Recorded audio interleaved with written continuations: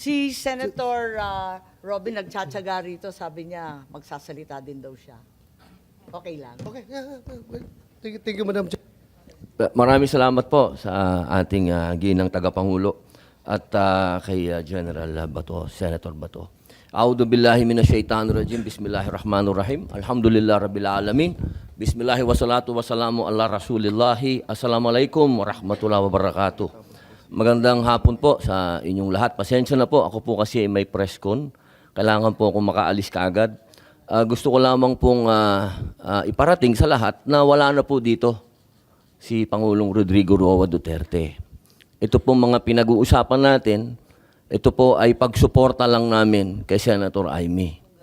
Pero alam niyo po sa ating mga magigiting na panauhin dito, napaka-ironic lamang po na alam naman po natin lahat, batid natin lahat, nadadalawang pangulo lang po ang lumaban sa komunista. Una, si Ferdinand Marcos Sr. Ano po ang nangyari? Inalis natin sa bansa. Ang sumunod na lumaban po sa komunista ay si Pangulong Rodrigo Roa Duterte. Ang tanong ko lamang po sa PNP, hindi ko po kayo hinuhusgahan.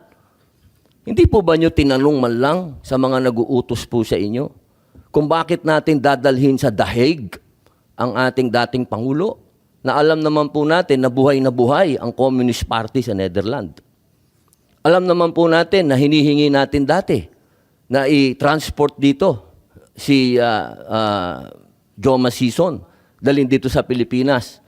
Pero nagkabaliktad po, ang tinransport natin ay yung dating Pangulo natin na lumaban sa komunista.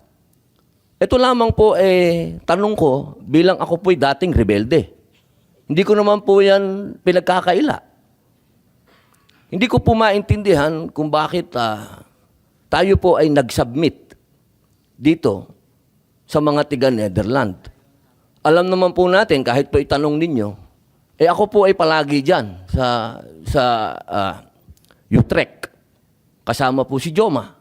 Hindi ko po yan dinideny. Pero nakakagulat lamang po na dinala natin doon ang dating Pangulo. Yun po ba, hindi po ba alam ng PNP na karamihan po sa mga dumadating na pera sa komunista, sa mga terorista, ay galing po sa abroad. Yan po yung mga tanong na kailangan ko po sanang itanong sa inyo at marinig ang mga sagot ninyo, pero naubos na po ang oras natin sa paikot-ikot. Ako po ay gusto ko pong iparating sa inyo ang kalungkutang napakalalim. Sapagkat sama-sama po tayong lumaban. Gusto po natin ng law and order sa ating bansa. Pero pagdating po sa kaduluduluhan, alam niyo po, General Torre, congratulations, nakadalawang medalya na po kayo. Pero alam niyo po, sir, nalulungkot po ako dahil yung katapangan po ninyo, sir, medyo nakalulungkot po. Bakit? Napakatanda na po ni former President, sir.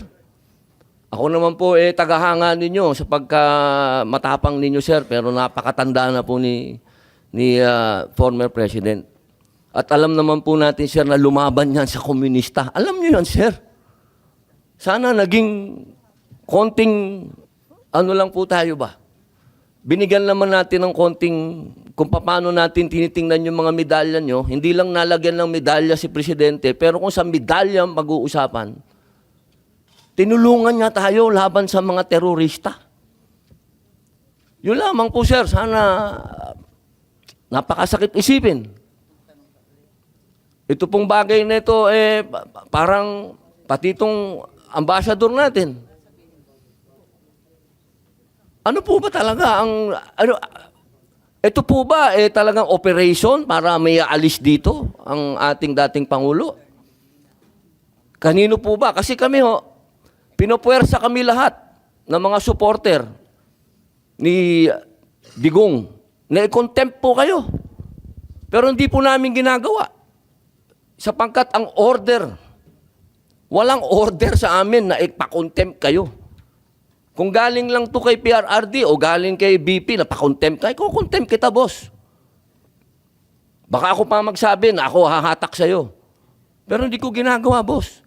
Kasi walang order sa amin na gawin sa inyo yan. Ang natatandaan lang po namin na sinabi ni PRRD na malinaw na ginagawa ng pulis ang order sa kanila. Kaya po namin kayo nirirespeto, sir, dahil yun ang sinabi ng boss namin. Yun ang sinabi ng chairman ng PDP, na ginagawa lang ng pulis ang trabaho nila.